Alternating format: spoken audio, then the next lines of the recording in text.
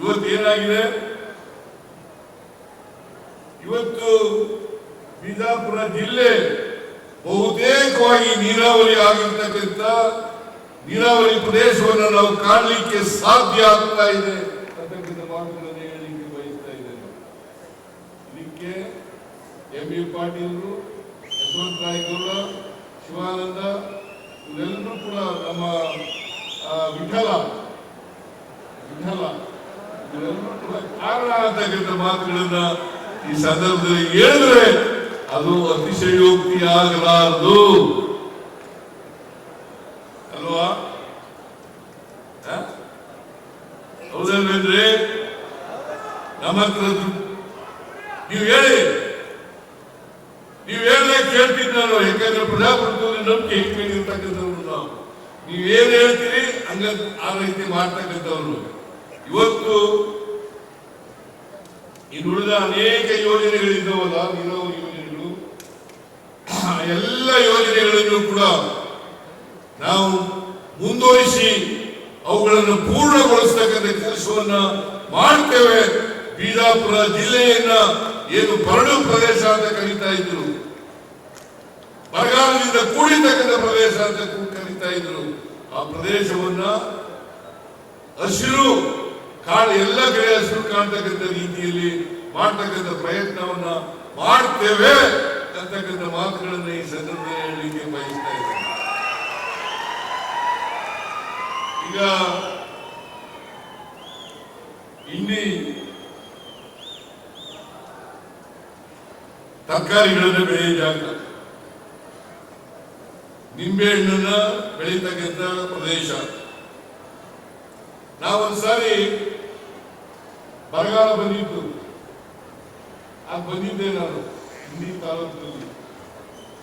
ನಿಂಬೆ ಗಿಡನೆಲ್ಲ ಕಿತ್ತಾಕ್ತಾ ಇದ್ರು,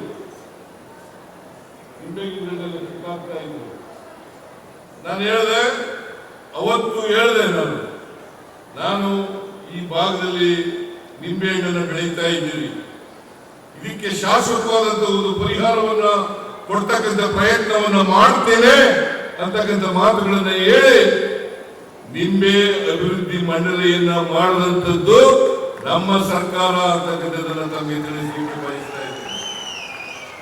ಬಹುಶಃ ಯಶವಂತರಾಯಗೌಡ ಜ್ಞಾಪಕ ಇರಬೇಕು ಅಂತ ಅನಿಸುತ್ತೆ. ನಾನು ಜೊತೆ ಬಂದಿದ್ದು, ನಾವು ಎಲ್ಲ ನೋಡ್ಕೊಂಡು ಬಂದಿದ್ದು, ಗಿಡಗಳೆಲ್ಲ ಕಿತ್ತಾಗ್ತಾ ಇದ್ರು. ಇಲ್ಲಿ ಭಾಗದ ರೈತರು ನಿಂಬೆ ಗಿಡಗಳೆಲ್ಲ ಕಿತ್ತಾಗ್ತಾ ಇದ್ರು. ಅಂತ ಪ್ರದೇಶದಲ್ಲಿ ನಿಂಬೆ ಅಭಿವೃದ್ಧಿ ಮಂಡಳಿಯನ್ನ ಮಾಡಿ ಇವತ್ತು ನಿಂಬೆ ಬೆಳೆಗೆ ಎಲ್ಲ ರೀತಿಯ ಪ್ರೋತ್ಸಾಹವನ್ನ ಕೊಡ್ತಕ್ಕಂಥ ಪ್ರಯತ್ನವನ್ನ ಮಾಡ್ತಾ ಇರ್ತಕ್ಕಂಥದ್ದು, ಮಾಡ್ತಕ್ಕಂಥದ್ದು ಕಾಂಗ್ರೆಸ್ ಸರ್ಕಾರ ಅಂತಕ್ಕಂಥ ಮಾತುಗಳನ್ನ ಹೇಳಲಿಕ್ಕೆ ಬಯಸ್ತಾ ಇದ್ದೇನೆ. ಇವು ಅಭಿವೃದ್ಧಿ ಕೆಲಸಗಳು ಅಷ್ಟೇ ಅಲ್ಲ, ಬರೀ ಇಂಡಿ ಕ್ಷೇತ್ರ ಅಷ್ಟೇ ಅಲ್ಲ, ಬರೀ ನಾಗಠಾಣ ಕ್ಷೇತ್ರ ಅಷ್ಟೇ ಅಲ್ಲ, ಬಿಜಾಪುರ ಜಿಲ್ಲೆ ಅಷ್ಟೇ ಅಲ್ಲ, ಇಡೀ ರಾಜ್ಯದಲ್ಲಿರ್ತಕ್ಕಂಥ ಎಲ್ಲ ಕ್ಷೇತ್ರಗಳಲ್ಲೂ ಕೂಡ 224 ಕ್ಷೇತ್ರಗಳಲ್ಲೂ ಕೂಡ ಅಭಿವೃದ್ಧಿ ಕೆಲಸಗಳನ್ನು ನಾವು ಮಾಡ್ತಾ ಇದ್ದೇವೆ.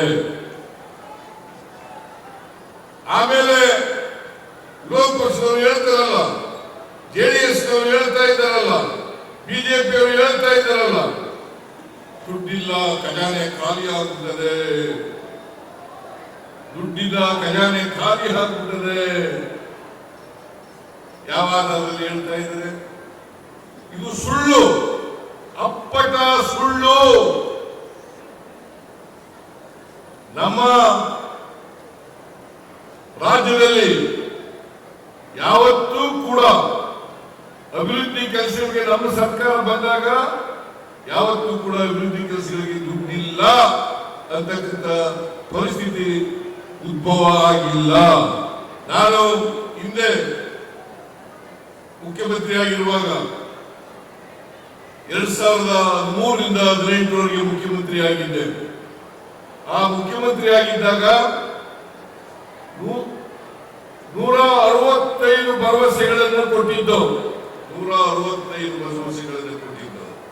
ಅದರಲ್ಲಿ 158 ಭರವಸೆಗಳನ್ನು ಈಡೇರಿಸಿ, ಅದರ ಜೊತೆಗೆ ಇನ್ನೂ 30 ಹೊಸ ಕಾರ್ಯಕ್ರಮಗಳನ್ನು ಜಾರಿ ಕೊಟ್ಟಂತ ಕೀರ್ತಿ ಯಾವುದಾದ್ರೂ ಸರ್ಕಾರಕ್ಕೆ ಇದ್ರೆ ಅದು ಸಿದ್ದರಾಮಯ್ಯನ ಸರ್ಕಾರ, ಕಾಂಗ್ರೆಸ್ ಸರ್ಕಾರ ಅಂತಕ್ಕಂಥ ಮಾತುಗಳನ್ನು ಹೇಳಲಿಕ್ಕೆ ಬಯಸ್ತಾ ಇದ್ದೇನೆ.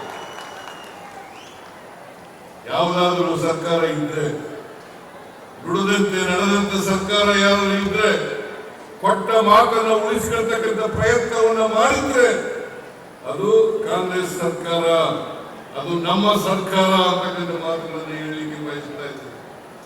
ಈ ಸಾರಿ 593 ಭರವಸೆಗಳನ್ನು ಕೊಟ್ಟಿದ್ದವು.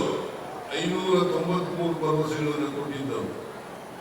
ಈಗಾಗಲೇ ನಾವು 2 ವರ್ಷದಲ್ಲಿ 242 ಭರವಸೆಗಳನ್ನು ಈಡೇರಿಸಿದ್ದೇವೆ. 242 ಭರವಸೆಗಳನ್ನು ಈಡೇರಿಸಿದ್ದೇವೆ. ಅದೇ ಭಾರತೀಯ ಜನತಾ ಪಕ್ಷದವರು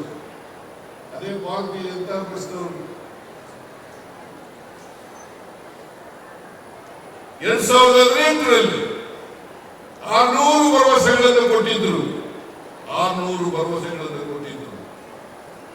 ಅವರು ಈಡೇರಿಸಲಿಕ್ಕೆ ಸಾಧ್ಯ ಆದದ್ದು 10% ಕೂಡ ಇಲ್ಲ. 10% ಕೂಡ ಇಲ್ಲ. ಅವರು ನಮ್ಮ ಮೇಲೆ ಹೇಳ್ತಾ ಇದ್ದಾರೆ. ನಾನು ಹೇಳ್ತೇನೆ, ಯಾರು ಬಹುಶಃ ಹೇಳೋದೇನೋ ಗೊತ್ತಿಲ್ಲ, 1,02,000 ಕೋಟಿ ರೂಪಾಯಿಗಳ ಬಾಕಿ ಹಣ ಇಲ್ಲೇ ಕೆಲಸ ಮಾಡಿ ಬಿಟ್ಟುಕೊಂಡು ಅದನ್ನೆಲ್ಲ ನಾವು ತೀರಿಸಬೇಕಾಗುತ್ತೆ. ಇವತ್ತು ಗ್ಯಾರಂಟಿ ಯೋಜನೆಗಳನ್ನು ಕೂಡ ಮಾಡ್ತಾ ಇದ್ದೀವಿ, ಅಭಿವೃದ್ಧಿ ಕೆಲಸಗಳನ್ನು ಕೂಡ ಮಾಡ್ತಾ ಇದ್ದೀವಿ.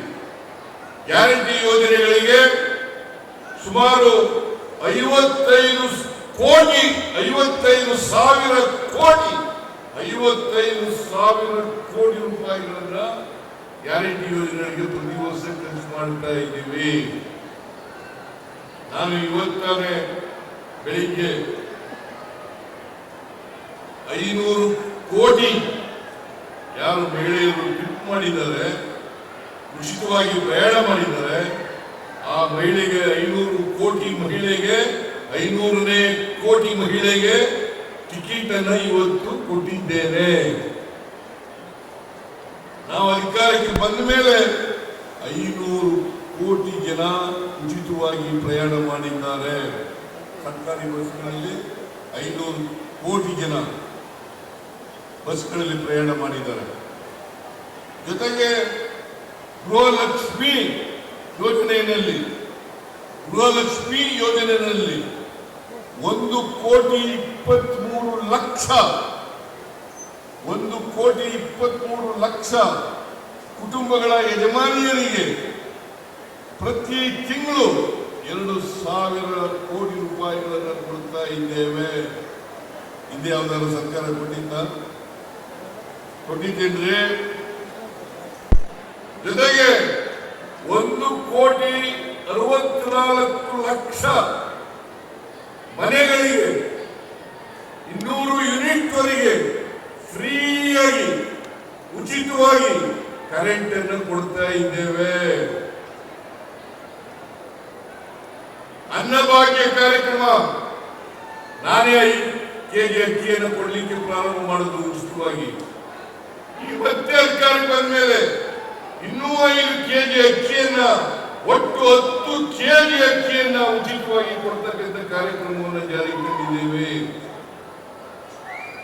ಯುವ ನಿಧಿ ಕಾರ್ಯಕ್ರಮ ಜಾರಿಗೆ ತಗೊಂಡಿದ್ದೀವಿ.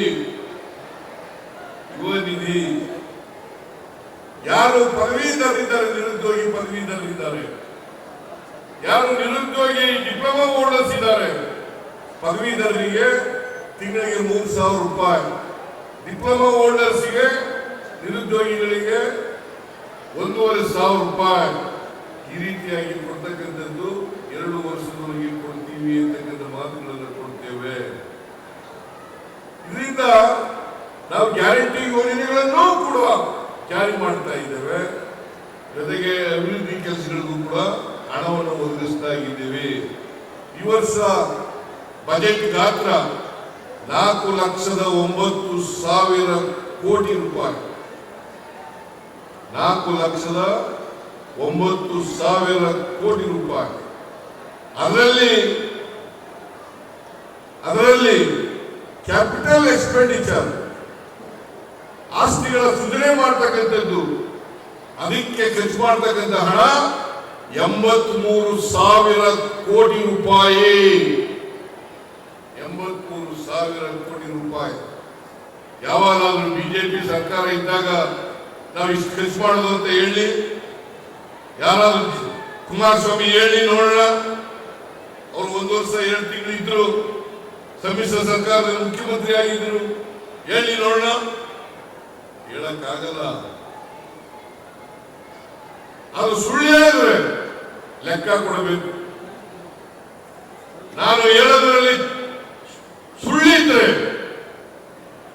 ಸುಳ್ಳಿದ್ರೆ ನೀವೇ ಅದನ್ನು ಪರಿಶೀಲನೆ ಮಾಡಿ. ನಾನು ಯಾವತ್ತೂ ಕೂಡ ಬಜೆಟ್ ಅಂಕಿಅಂಶಗಳನ್ನು ಕೊಡುವಾಗ ಸುಳ್ಳು ಹೇಳ್ತಕ್ಕಂಥ ಕೆಲಸವನ್ನ ಮಾಡಲ್ಲ. ಯಾರು ಬೇಕಾದ್ರೂ ಕೂಡ ನಮ್ಮ ಬಜೆಟ್ ನಿಮಗೆ ಪುಸ್ತಕ ಕೊಡ್ತೀನಿ, ನೀವು ಪುಸ್ತಕ ನಿಮಗೆಲ್ಲ ಸಿಕ್ಕಿದೆ ನೋಡಬಹುದು. ಅದರಿಂದ ಇವತ್ತು ಬಿಜೆಪಿಯವರು ಮಾಡ್ತಕ್ಕಂಥ ಆರೋಪಗಳಿರ್ಬೋದು, ಜೆಡಿಎಸ್ನವರು ಮಾಡ್ತಕ್ಕಂಥ ಆರೋಪಗಳಿರ್ಬೋದು, ಅವು ಕೇವಲ ರಾಜಕೀಯಕ್ಕೋಸ್ಕರ ಸುಳ್ಳು ಆರೋಪಗಳು ಅಂತಕ್ಕಂಥ ಮಾತುಗಳನ್ನು ಹೇಳಲಿಕ್ಕೆ ಬಯಸ್ತಾ ಇದ್ದೇನೆ. ನಾವು ಇವತ್ತು ಇಂಡಿ ಮತಕ್ಷೇತ್ರದಲ್ಲಿ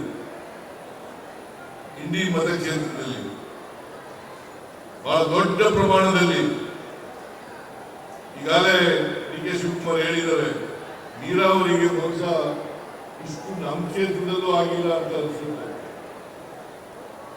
ನಮ್ಮ ಕ್ಷೇತ್ರದಲ್ಲೂ ಕೂಡ ಆಗಿಲ್ಲ. ನೀರಾವರಿಗೆ ನೀವು ಇಷ್ಟೊಂದು ದುಡ್ಡೆಲ್ಲ ಹೆಂಗ ಬಂದೆಪ್ಪ?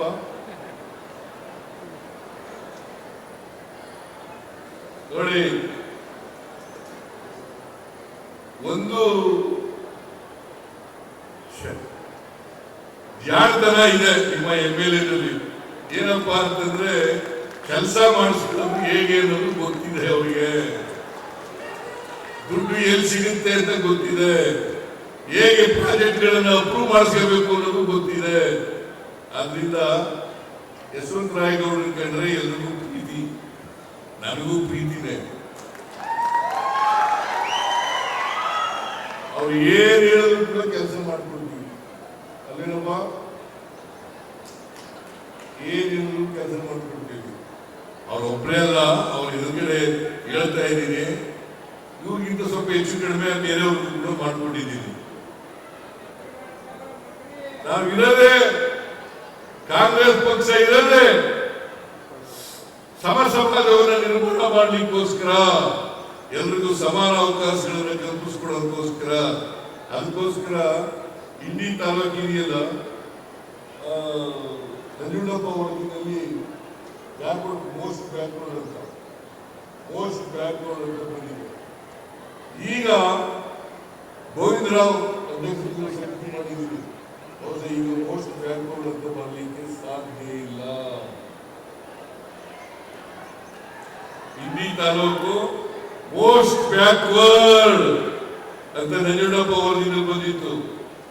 ಈಗ ಅದನ್ನ ನಂಜುಂಡಪ್ಪನವರ ವರದಿ ಎಷ್ಟು ಮಟ್ಟಿಗೆ ಪರಿಣಾಮ ಆಗಿದೆ ಇಲ್ಲ ಅಂತಕ್ಕಂಥದ್ದನ್ನ ಪತ್ತೆ ಹಚ್ಚಲಿಕ್ಕೆ ಮತ್ತೆ ಹೊಸ ಶಿಫಾರಸುಗಳನ್ನು ಮಾಡಲಿಕ್ಕೆ ಗೋವಿಂದರಾವ್ ಅವರ ಸಮಿತಿಯನ್ನು ಮಾಡಿದ್ದೇನೆ. ಬಹುಶಃ ಈ ಸಮಿತಿ ವರದಿ ಬಂದಾಗ ಇಂಡಿ ತಾಲೂಕು ಮೋಸ್ಟ್ ಬ್ಯಾಕ್ವರ್ಡ್ ಅಂತ ಬರಲಿಕ್ಕೆ ಸಾಧ್ಯ ಇಲ್ಲ. ಭೀಮಾಶಂಕರ್ ಶುಗರ್ ಫ್ಯಾಕ್ಟರಿ ಅಂತ ಇದೆಯಾ? ಭೀಮಾಶಂಕರ್ ಶುಗರ್ ಫ್ಯಾಕ್ಟರಿ ಅದು ನಾನೇ ಮಾಡ್ಕೊಡ್ತೇನೆ. ಏನಪ್ಪ ಶಿವಾನಂದ, 40 ಕೋಟಿ ಶುಗರ್ ಫ್ಯಾಕ್ಟರಿ. ಯಾಕಂದ್ರೆ ಈ ಭಾಗದಲ್ಲಿ ಕಬ್ಬು ಬೆಳೆಯತಕ್ಕಂಥ ರೈತರು ಇದಾರಲ್ಲ, ಅವ್ರಿಗೆ ಸಹಾಯ ಮಾಡಬೇಕು ಅಂತಕ್ಕಂಥ ಉದ್ದೇಶದಿಂದ ಭೀಮಾಶಂಕರ್ ಶುಗರ್ ಫ್ಯಾಕ್ಟರಿ ಬಹಳ ದಿನಗಳಿಂದ ನೆನಪು ಅದನ್ನ ಮಾಡಿಸಿದ್ದು ಯಶವಂತರಾಯಗೌಡ ಪಾಟೀಲ್ ರವರು ನನ್ನ ಜೊತೆ ಜಗಳ ಮಾಡಿ 40 ಕೋಟಿ ರೂಪಾಯಿ ಸರ್ಕಾರದಿಂದ ಕೊಡಂಗ್ ಮಾಡಿ ಅದನ್ನು ಮಾಡಿಸಿದ್ದು ಯಶವಂತರಾಯಗೌಡ. ಇವರು ಅಭಿವೃದ್ಧಿ ಕೆಲಸಗಳನ್ನು ಮಾತ್ರ ಅಭಿವೃದ್ಧಿ ಪರವಾಗಿರ್ತಕ್ಕಂಥವ್ರು ಮಾತ್ರ ಅಭಿವೃದ್ಧಿ ಕೆಲಸಗಳು ಮಾಡಲಿಕ್ಕೆ ಸಾಧ್ಯ. ಯಾರು ಜನಪರವಾಗಿ ಯೋಚನೆ ಮಾಡ್ತಾರೆ ಅವರು ಮಾತ್ರ ಜನಪರವಾಗಿ ಅಭಿವೃದ್ಧಿ ಕೆಲಸ ಮಾಡಲಿಕ್ಕೆ ಸಾಧ್ಯ ಆಗ್ತದೆ. ಆ ಮೂಲಕ ಕರ್ನಾಟಕದ ಅಭಿವೃದ್ಧಿಯನ್ನು ಮಾಡಲಿಕ್ಕೆ ಸಾಧ್ಯ ಆಗ್ತದೆ. ಇವತ್ತು ಕರ್ನಾಟಕ ಅಭಿವೃದ್ಧಿ ಪಥದಂತ ತಗೊಂಡು ಹೋಗ್ತಕ್ಕಂಥ ಪ್ರಯತ್ನವನ್ನ ಕಾಂಗ್ರೆಸ್ ಸರ್ಕಾರ ಮಾಡ್ತಾ ಇದೆ ಅಂತಕ್ಕಂಥ ಮಾತುಗಳನ್ನ ಹೇಳಿ ಇವತ್ತು ಇನ್ನಷ್ಟು ಇಂಡಿ ತಾಲೂಕು ಇರಪ್ಪ ಅವರೇ ಕೇಳಲ್ಲ, ನೀನ್ ಯಾಕೆ ಕೇಳ್ತಾ ಇದೀಯ?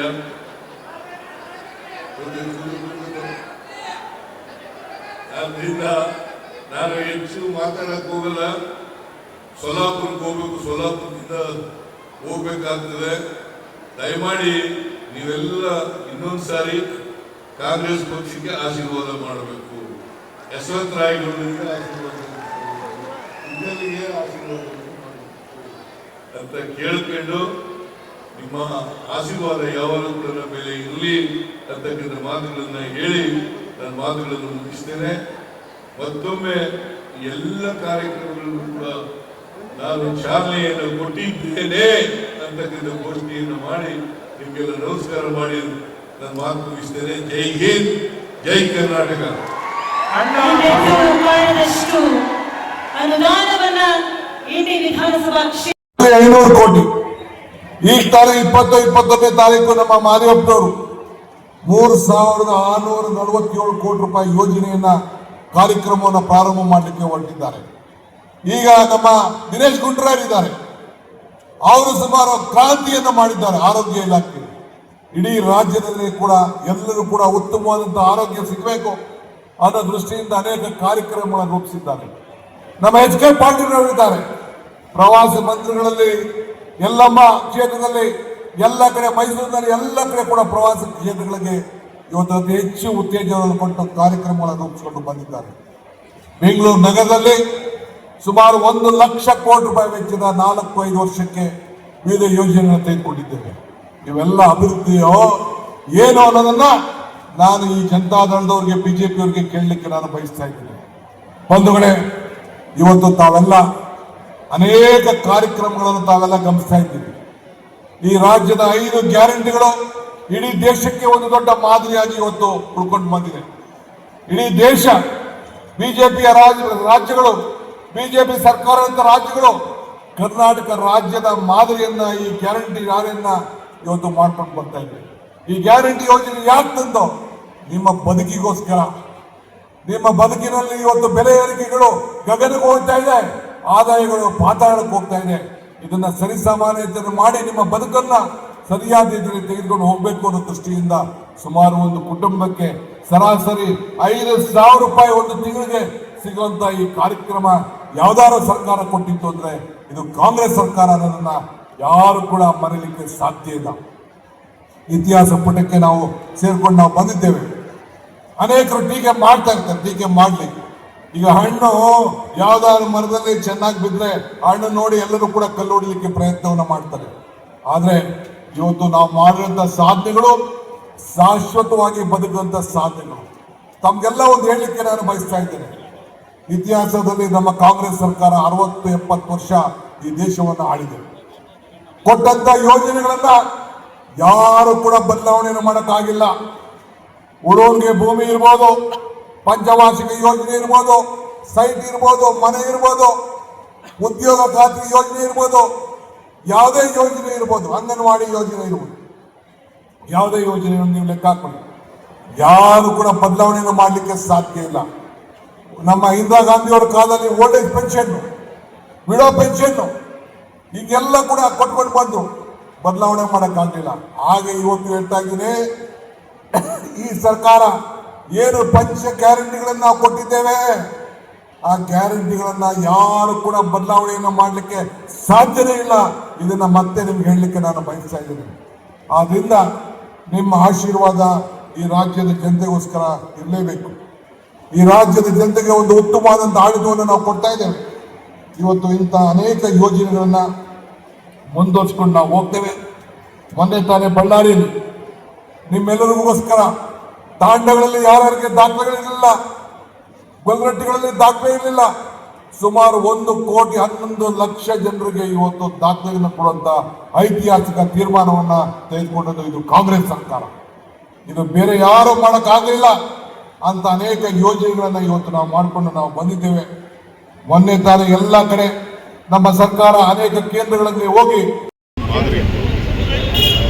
ನಾವು ಎಲ್ಲ ಜನರಿಗೆ ಕೂಡ ಪಾಪ ಅವ್ರಿಗೆ 500 ಉಳಿತದೋ 1000 ಉಳಿತದೋ 2000 ಉಳಿತದೋ ಫ್ರೀಯಾಗಿ ಮಾಡ್ತಾ ಇದ್ದಾರೆ. ಬಿಜಾಪುರಿಂದ ಬಂದು ಗುಲ್ಬರ್ಗಾಯಿಂದ ಬಂದು ಬೆಂಗಳೂರು ಒಳ್ಳೆ ಕೆಲಸಕ್ಕೆ ಹೋಗಲಿ, ಕೂಲಿಗೆ ಹೋಗಲಿ, ನೆಂಟರ ಮನೆಗೆ ಹೋಗಲಿ, ಮಕ್ಕಳ ಮನೆಗೆ ಹೋಗಲಿ, ಬೀಗರ ಮನೆಗೆ ಹೋಗಲಿ, ಎಲ್ಲರಿಗೂ ಹೋಗಲಿ. ಇದು ನಮ್ಮ ಒಂದು ದೇಶಕ್ಕೆ ಒಂದು ಮಾದರಿಯಾದಂಥ ಯೋಜನೆ. ಭಾಳ ಹೆಣ್ಣುಮಕ್ಕಳೆಲ್ಲ ಭಾಳ ಸಂತೋಷದಿಂದ ಜನರಿಗೆ ಇವತ್ತು ಯಶಸ್ವಿಯಾಗಿ ಭಾಳ ಸಂತೋಷದಿಂದ ನಾವು ಸಿಹಿನೂ ಕೊಟ್ಟಿದ್ದೀವಿ. ಪಾಪ ಹೆಣ್ಮಗಳು ನನಗೆ ರೊಟ್ಟಿ ಕೊಟ್ಟರು. ಆಮೇಲೆ ಇದನ್ನು ಸ್ವೀಟು ಕಡಲೆಕಾಯ್ದು ಹೋಳಿಗೆ ಸ್ವಲ್ಪ ಹೋಳಿಗೆನೂ ಕೊಟ್ಟಿದ್ದಾರೆ. ಅವರೆಲ್ಲ ಭಾಳ ಸಂತೋಷದಿಂದ ಈ ಕಾರ್ಯಕ್ರಮವನ್ನು ನಡೆಸಿದ್ದಾರೆ. ಜನ ಸಂಪೂರ್ಣವಾಗಿ ಯಾರು ಇಷ್ಟೇ ಟೀಕೆ ಮಾಡಿ ಅವೆಲ್ಲ ಟೀಕೆಗಳ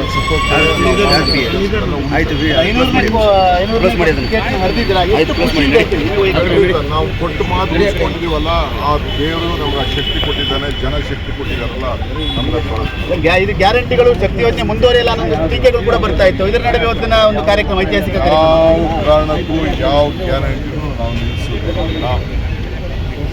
ಎಲ್ಲಿವರೆಗೂ ದೇವರು ಶಕ್ತಿ ಕೊಡ್ತಾನೆ, ಜನ ಅಧಿಕಾರ ಕೊಡ್ತಾನೆ, ಅಲ್ಲಿವರೆಗೂ ಈ ಗ್ಯಾರಂಟಿ ಮುಂದುವರಿಯುತ್ತೆ. ಒಂದು ಗಮನ ಇಟ್ಕೊಳ್ಬೇಕು, ಯಾವತ್ತು ಕಾಂಗ್ರೆಸ್ ಸರ್ಕಾರ, ಕಾಂಗ್ರೆಸ್ ಪಕ್ಷ ಇತ್ತೀಚಿನ ಇತಿಹಾಸದಲ್ಲಿ ಏನೇ ಕಾರ್ಯಕ್ರಮ, ನಾವು ಓಲ್ಡೇಜ್ ಪೆನ್ಷನ್ ಇರ್ಬೋದು, ವಿಡೋ ಪೆನ್ಷನ್ ಇರ್ಬೋದು, ಮನೆ ಇರ್ಬೋದು, ಬ್ಯಾಂಕಿನ ರಾಷ್ಟ್ರೀಕರಣ ಇರ್ಬೋದು, ಯಾವುದೇ ಕಾರ್ಯಕ್ರಮ ನಾವು ಮಾಡ್ತೀವಿ, ಆ ಕಾರ್ಯಕ್ರಮನ ನರೇಗಾ ಕಾರ್ಯಕ್ರಮ, ರೈತರಿಗೆ ಇವೆಲ್ಲ ಯಾವ BJP ಗೌರ್ಮೆಂಟ್ ಅಲ್ಲ, ಯಾವ ಗೌರ್ಮೆಂಟೂ ನಿಲ್ಲಿಸೋಕ್ಕಾಗಲ್ಲ.